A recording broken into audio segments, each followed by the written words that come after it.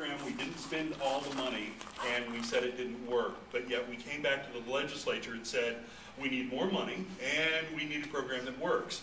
And they agreed with us. So it was a very, very, I have to say, that's a really high kind of mountain to have to climb. Generally, when you go and ask for more money from the legislature, it's because you've had a great program that has exhausted its funds, and you have a great story to tell. We didn't really. We had just a handful of films apply in the old program.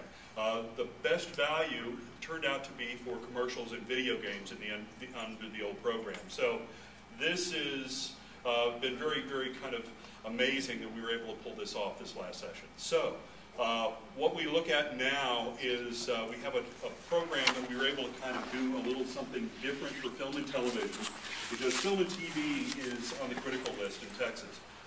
We were getting killed by New Mexico, Louisiana. You probably all know this. A lot of y'all probably been working in those states. And recently, you may be aware that Georgia has passed a very, very aggressive program. They're up to 30% now, and that even includes people. You can bring in people from outside Georgia, and they count as well.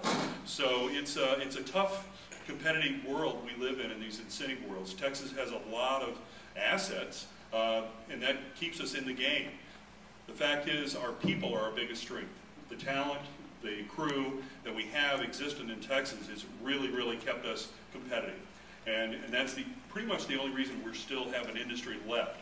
And the industry that is the strongest that's still standing is the commercial industry. So more than likely, if you're still getting money from, you know, these guys, that it's probably coming from work on commercials.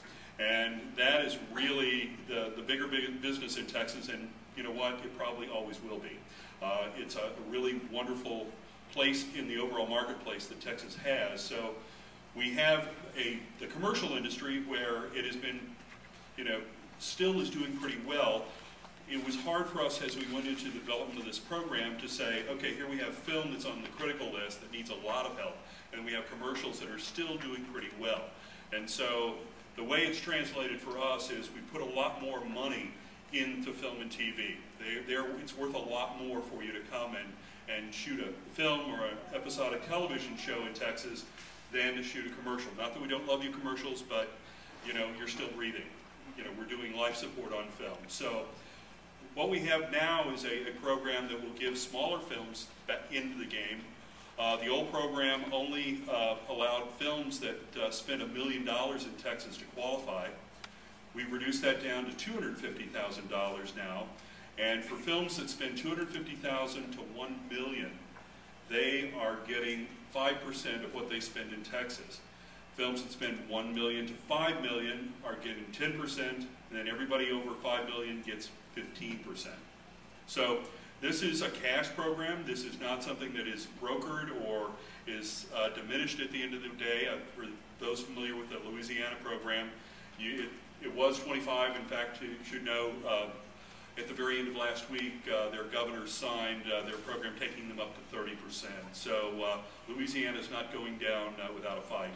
But you still have to broker it. And the interesting thing is that Louisiana has now guaranteed that you can broker their tax credit for 85% of its value.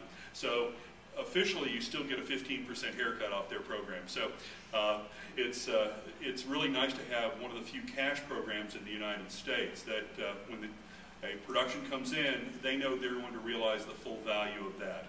And that's a pretty effective way to actually dole money out, is to give them money. There we go.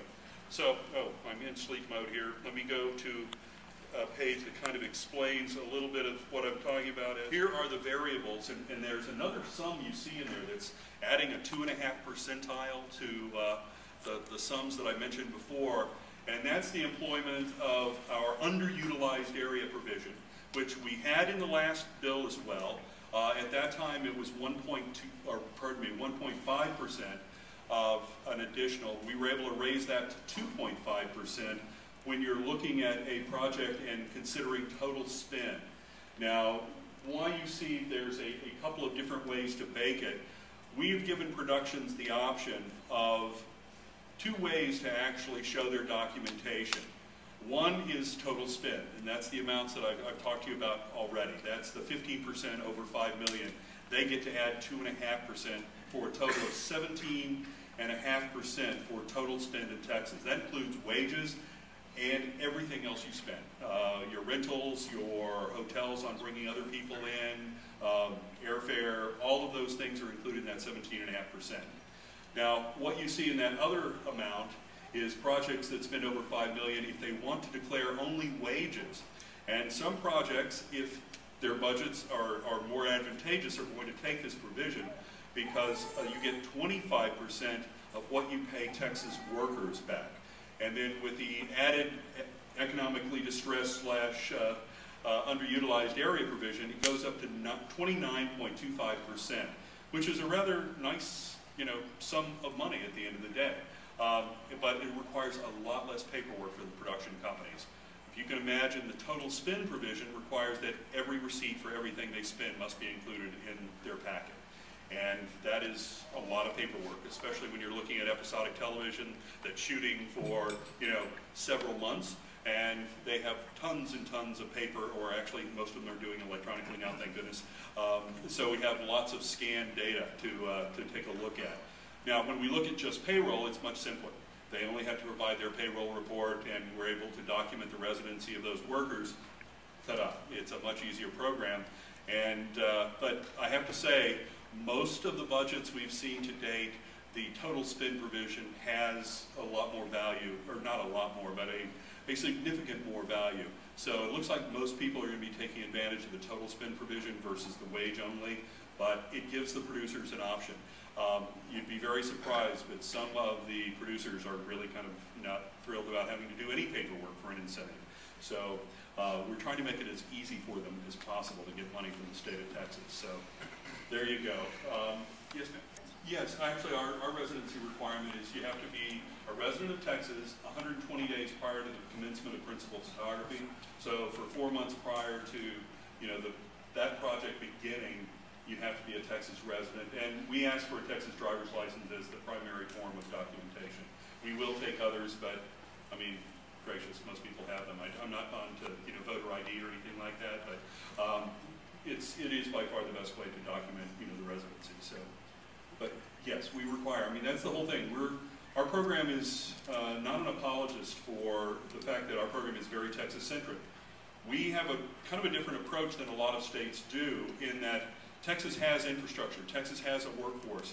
And we're just requiring that if you want money from the state of Texas, that you take advantage of that workforce. Because the states where these programs that you come in and you can bring everything with you and yet they still give you a lot of money, well, there's no infrastructure that's developed.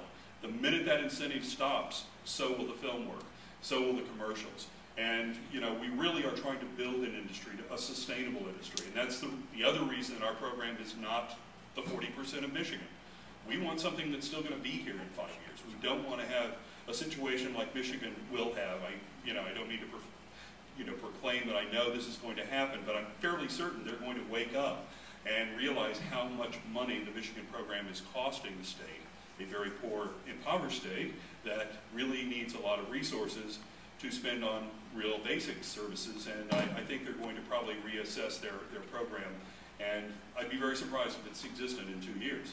So it's really hard to build a sustainable industry. It's hard to get the infrastructure being developed. The investment in sound stages, things like that are really kind of key to the long-term development of Texas. And we're really hoping to see a sustainable program will kind of create that environment because we want this to keep growing. We also want it to diversify. We want to see more people, doing jobs on video games and animation, as well as feature films and television and commercials. I mean, there's a lot of different jobs that people can have out there that do interrelate from these different industries. And a nice thing about our program that we do include a lot of things that a lot of states don't. And I'm hoping I'm pulling up the right page here. So.